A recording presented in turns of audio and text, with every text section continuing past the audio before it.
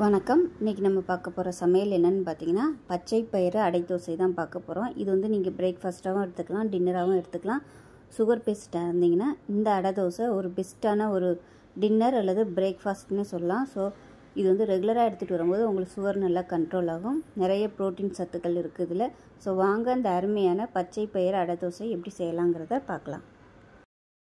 இப்போ ஒரு பவுலில் 1 டம்ளர் அளவுக்கு பச்சை பயிறு எடுத்திருக்கேன். அதே டம்ளரில் 1/4 டம்ளர் அளவுக்கு உளுந்து, 1/4 டம்ளர் அளவுக்கு பச்சரிசி, ஒரு 1/4 டீஸ்பூன் போல் வெந்தயம், இது எல்லாத்தையுமே நல்லா கழுவிட்டு 8 மணி நேரம் ஊற வச்சுக்கலாம்.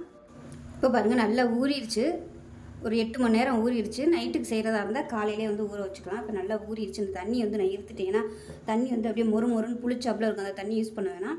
அதனால் நல்லா அலசிட்டு எடுத்து வச்சுருக்கேன். இப்போ இது ஒரு மிக்ஸி ஜாரில் சேர்த்துக்கலாம். இந்த அளவே பார்த்தீங்கன்னா ஒரு 3 பேர் தாராளமாக சாப்பிடலாம். அதை அரைச்சோம்னா. இப்போ இதில் 1 டீஸ்பூன் சீரகம், ஒரு 5-6 துண்டு சின்னதாக பொடியாக கட் பண்ணி வச்சுருக்கேன். இஞ்சி சேர்த்துக்கலாம். 2 பல் பூண்டு சேர்த்துக்கலாம். கொஞ்சமாக கொத்தமல்லி வந்து நம்ம அரைச்சிக்கலாம். கொஞ்சம் வந்து நம்ம ஊத்தையில் மேலாப்பில் போடுறதுக்கு கொஞ்சம் வச்சுருக்கேன். வெங்காயம் பொடியாக நறுக்கி வச்சுருக்கேன். இப்போ இதில் காரத்துக்கு தேவையான அளவுக்கு 3 பச்சை மிளகாய் சேர்த்துக்கலாம். 1 டீஸ்பூன் போல் உப்பு சேர்த்துக்கலாம். 1/4 டீஸ்பூன் போல் பெருங்காயத்தூள் சேர்த்துக்கலாம். இதில் கொஞ்சமாக தண்ணி ஊற்றிக்கலாம். ஊற்றிட்டு நல்லா நைஸாக அரைச்சிக்கலாம். இப்போ நல்லா நைஸாக அரைச்சாச்சு. சீக்கிரமாகவே அரைப்பட்டுரும். ஏன்னா பாசி பயிர் இருக்கிறதுனால சீக்கிரமாகவே அரைப்பட்டுரும். இந்த அளவுக்கு அரைச்சிக்கோங்க. ரொம்பவும் தண்ணியாக இருக்கக்கூடாது, ரொம்பவும் கெட்டியாக இருக்கக்கூடாது.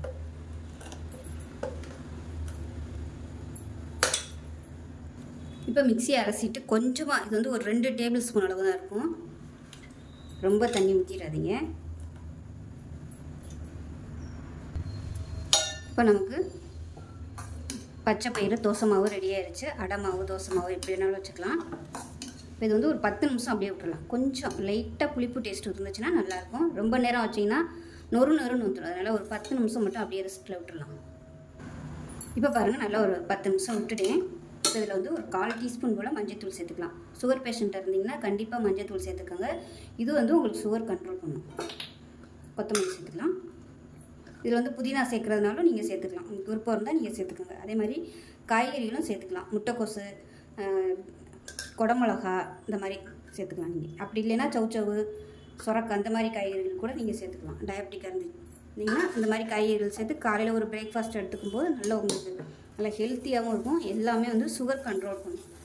உங்களுக்கு சுகர் லெவல் வந்து நார்மலாகவே இருக்கும். நல்லா கலந்தாச்சு. நம்ம தோசை ஊற்ற ஆரம்பிச்சிடலாம். இப்போ கல் நல்லா காஞ்சிருச்சு. வந்து நம்ம சின்ன சின்ன அடையாக ஊற்றிக்கலாம். தோசையாக ஊற்றுறதுனாலும் ஊற்றிக்கலாம், அடையாக ஊற்றுறதுனாலும் ஊற்றிக்கலாம். அரைக்கும் போதே உப்பெல்லாம் போட்டாச்சு.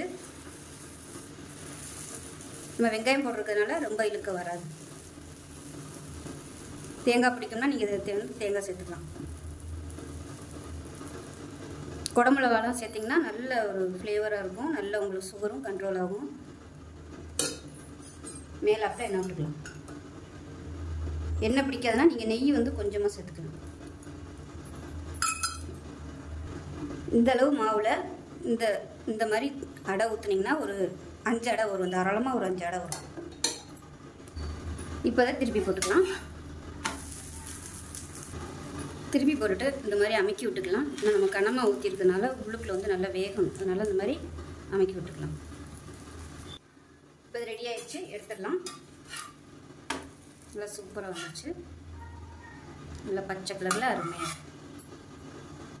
இப்போ இதே மாதிரி இன்னொன்று ஊற்றி எடுத்துக்கலாம்.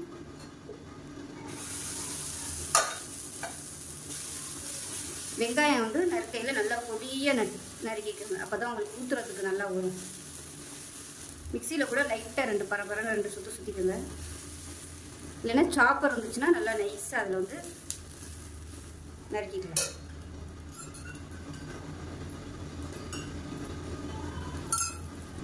இப்போ நமக்கு 2வது அடை தோசை ரெடி ஆயிடுச்சு.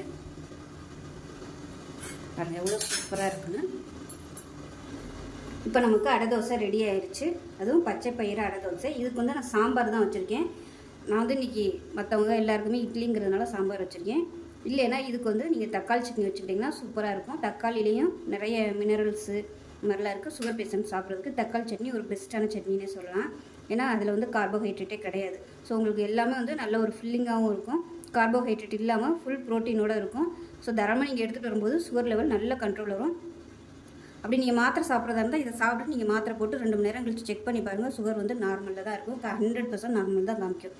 ஸோ அவ்வளோதான். ஆரோக்கியமான இந்த பச்சை பயிறு அடை தோசையை செஞ்சு பாருங்கள். செஞ்சு பார்த்துட்டு எப்படி வந்துச்சுங்கிறத சொல்லுங்கள். வீடியோ பிடிச்சிச்சின்னா லைக் பண்ணுங்கள், கமெண்ட் பண்ணுங்கள், சேனலை சப்ஸ்கிரைப் பண்ணுங்கள், பக்கத்தில் உள்ள பெல் பட்டனையும் ப்ரெஸ் பண்ணுங்கள். நன்றி.